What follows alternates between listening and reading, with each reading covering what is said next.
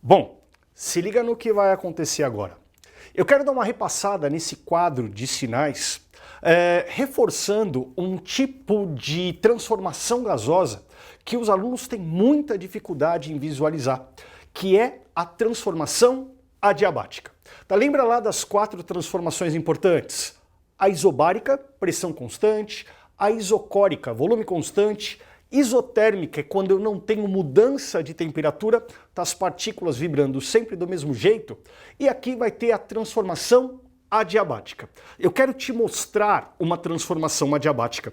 A característica importante do que você vai ver aqui é que eu não vou usar nenhuma fonte térmica. Lembra do meu maçarico? Tá, eu não vou usar, ok? O que eu tenho aqui? Tá, eu estou te mostrando um tubinho, tá, um tubinho de acrílico.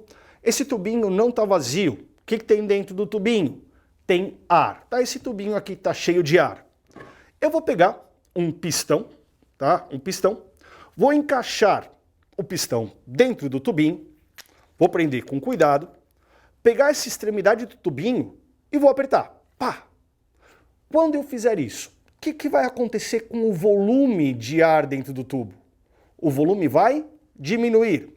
Então, essa experiência que eu estou te mostrando, ela é inspirada em que tipo de trabalho? Classifica o sinal do trabalho nesse experimento. O que você vai ver aqui é um exemplo de trabalho positivo ou trabalho negativo? Bom, como o volume vai diminuir, o que você vai ver aqui é o que a gente chama de trabalho negativo. Olha lá. Eu vou te mostrar uma situação de compressão gasosa. O volume do gás dentro do tubinho diminui. E eu vou fazer isso com a mão de forma rápida, sem usar nenhum tipo de fonte de calor. Como eu vou fazer uma compressão rápida, para não dar tempo de trocar energia com o meio externo, tá, e não vou usar nenhum tipo de fonte de calor, é o processo que a gente chama de adiabático. Transformação adiabática na prática. Bom, se a equação da primeira lei estiver correta, obrigatoriamente, qual vai ser o sinal do ΔU? Se o trabalho é negativo e a conta tem que dar zero, obrigatoriamente, o ΔU tem que ser positivo. Na prática, o que significa ΔU positivo? Dá uma olhada aqui no quadro de sinais. ΔU positivo significa que eu tenho aumento da temperatura. A temperatura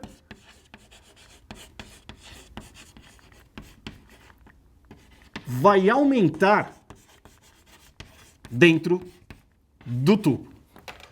Professor, como é que você vai me convencer que a temperatura vai aumentar aí dentro? Fácil. Eu vou pegar um pouquinho de algodão, algodão comum.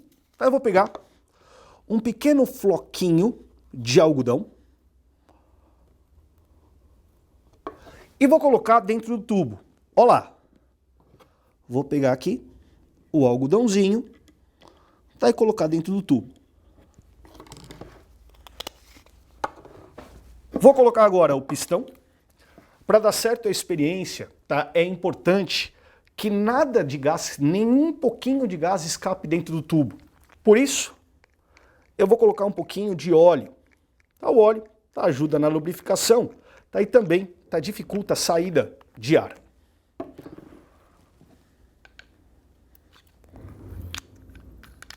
Olha lá.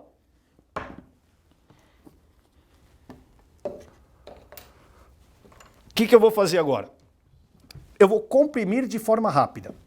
O volume vai diminuir, tá? Não vou ter troca de calor, a temperatura vai subir, e a temperatura vai subir tanto, o ar aqui dentro vai ficar tão quente que o algodão vai pegar fogo. Beleza? Tá, dá uma olhadinha aí, tá, no que vai acontecer. Vamos lá.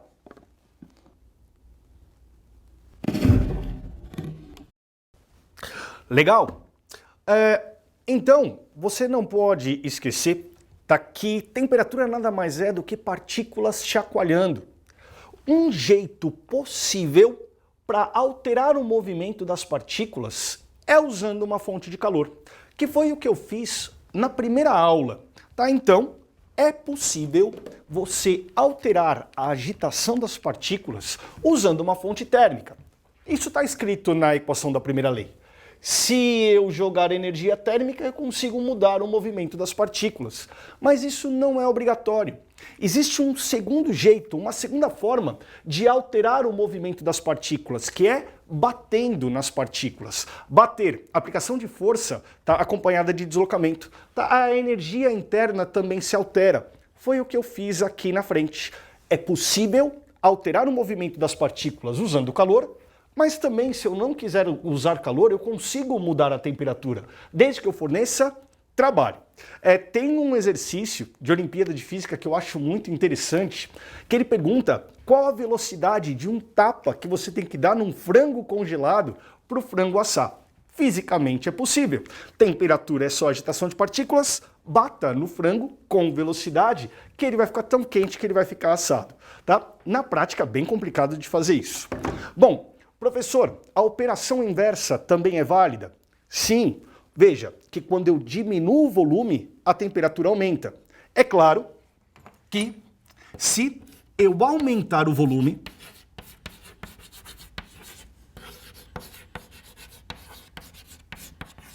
de forma rápida, sem dar tempo do ambiente interferir no que está acontecendo, tá? Pela equação da primeira lei, o ΔU vai ficar negativo. Ou seja, a temperatura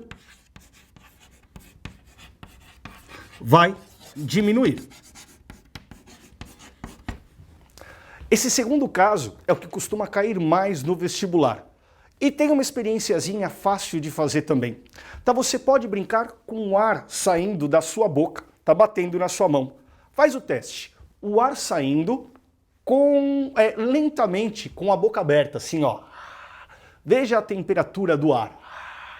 Né? Agora, à medida que você vai fechando os lábios, veja o que acontece com a temperatura do ar saindo da sua boca. Veja.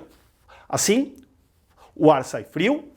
É importante soprar com velocidade, para não dar tempo do ambiente interferir. Né? Ele está sofrendo uma expansão rápida, está saindo de dentro de você para o ambiente, está um aumento de volume. Tá? De forma rápida, sem dar tempo de trocar calor, a temperatura diminui. Agora, com a boca aberta, ele sai mais lento, tem tempo de trocar calor, ele sai mais quentinho. Isso aqui costuma cair aplicado em aerosóis, desodorante em spray.